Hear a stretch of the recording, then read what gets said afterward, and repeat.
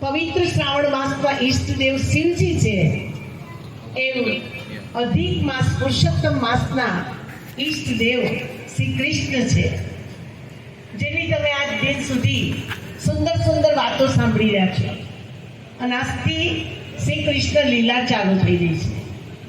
તો આવા પ્રગટ પુરુષોત્તમ ભગવાન પુરુષોત્તમ માસની અંદર આપ સૌને સુંદર કથાનું રસપાન કરાઈ રહ્યા છે. જેમ વધારાનો માસ છે એમ વધારાનો એક યુગ છે. આપણા ભારતના 4 યુગ છે: સતયુગ, ત્રેતાયુગ, દ્વાપરયુગ અને કલયુગ. કલયુગ પૂરું થાય આવનાર યુગ સતયુગ છે.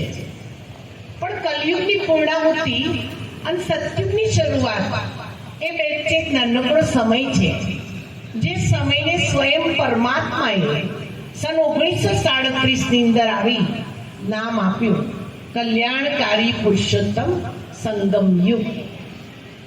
જેમ પુરુષોત્તમ માસ છે એમાં પુરુષોત્તમ યુગ છે.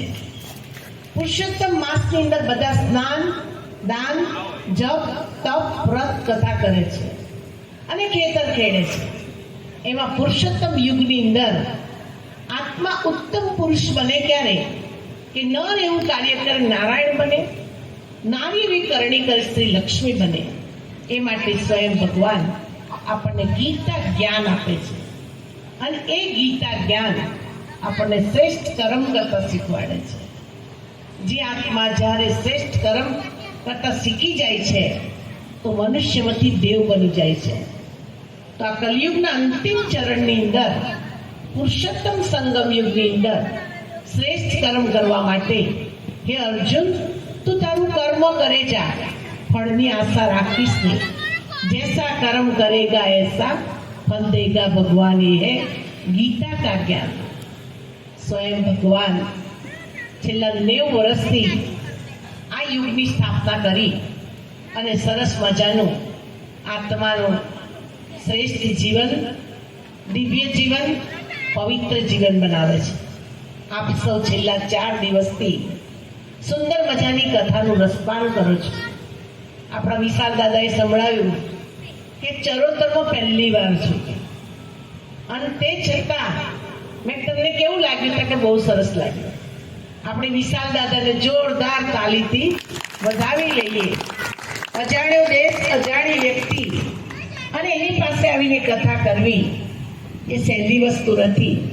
પણ તે છતાં આપણા બધાથી તૃપ્ત છે, આપણા બધાથી સંતુષ્ટ છે.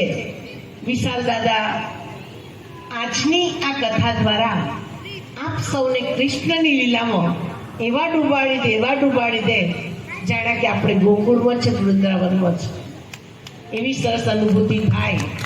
આપ સૌ ભાવિક ભક્તો આટલો સરસ સમય કાઢીને કથા સાંભળો છો. પુરુષોત્તમ માસની અંદર સ્નાનનું મહત્વ છે, માટે કહે છે નાયા એટલું પૂન. પણ નદી સ્નાન નહીં, જ્ઞાન સ્નાન. જે આત્માએ જ્ઞાન સ્નાન કર્યું છે એ આત્મા પુણ્યશાળી છે. ગંગાના ઘાટ ઉપર આપણે કેટલી વાર સ્નાન કરવા ગયા તો આત્માનું શુદ્ધિકરણ ન થતું.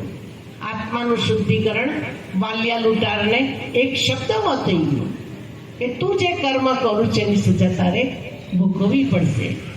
એમ આપણી આ કથા દ્વારા આપણી અંદરની શુદ્ધિકરણ થાય, અંદર ચોખ્ખું થાય, આપણા વિકારો દૂર થાય, આપણી વાસના દૂર થાય, આપણા વ્યસનો દૂર થાય.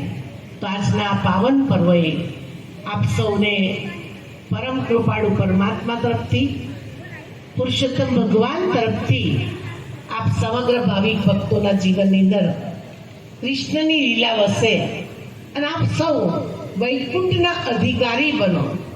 ખાલી બહુ ભક્તિ કરનાર વૈકુંઠના અધિકારી બને એવું નથી. તમે થોડી ભક્તિ કરી, થોડું સાંભળ્યું, પણ સાચા દિલથી, નિસ્વાર્થ ભાવથી, ભોળા ભાવથી, ભોળી મુક્તાને જેમ પુરુષોત્તમ ભગવાન ભળ્યા એમ આપ સૌને પણ પુરુષોત્તમ ભગવાન ભળે એવી શુભ ભાવના, શુભ કામના છે. આજના પ્રસંગે પ્રશાંતભાઈ, સાગરભાઈ, દીપકભાઈ, દિગંતભાઈ આ લોકોએ અમને અહીંયા બોલાવી અહીંયા અમારું માન સન્માન કર્યું એ બદલ પૂરી ટીમનો ખૂબ ખૂબ આભાર છે. ઓમ શાંતિ.